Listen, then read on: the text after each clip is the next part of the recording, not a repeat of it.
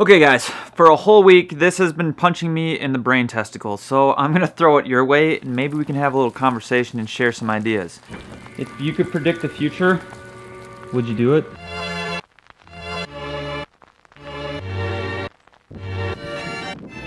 Let there be rain, and there was rain. Here's how this whole thing started. On Wednesday, it was sunny. If you guys watched the vlog on Thursday, the one I made on Wednesday, it was gorgeous out. I played outside with my dog. I had a sweatshirt on and I needed a t-shirt. It was 60 degrees in Minnesota in February.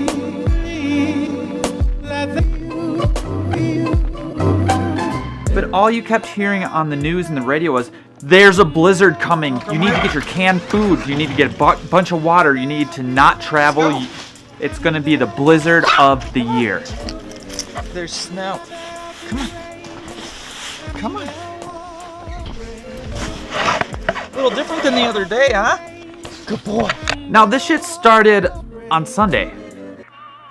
Blizzard happened there is a blizzard, by the way. This snow just showed up. I woke up and blizzard in Minnesota. So from Sunday, Monday, Tuesday, Wednesday, and Thursday, 5 days, people were living in the blizzard, like it was already here. Let there be rain, and there was rain. They weren't enjoying the 60-degree weather outside, which seemed really strange to me. They were living in the future. I get that. I've been doing Zen and meditation and Buddhism and exploring these philosophies for about a year and a half now. I'm well aware that the future doesn't exist, the past you can't change, and you can only really live in the now. So I get that, and I'm aware of how that was happening. But then I started to think, this whole other layer came off my head. I spent the first 27 years of my life trying to predict the future. Science is a way to try and predict the future and predict a result. If I kick this ball, gravity and physics says for every action there's an equal and opposite reaction, and the ball's gonna travel this much distance, and based on how fast I move my leg in a certain velocity, that's gonna determine how far the ball goes, determining how heavy the ball is and how much it's inflated and all this other shit, right? So yes, predicting the future is good. It can get people on the moon without killing them. It can do all this other stuff. But on the other side, so then that question came up. If you could predict the future, would you? And I know the answer is, it depends on the situation, Shawn. I thought you were smarter than this.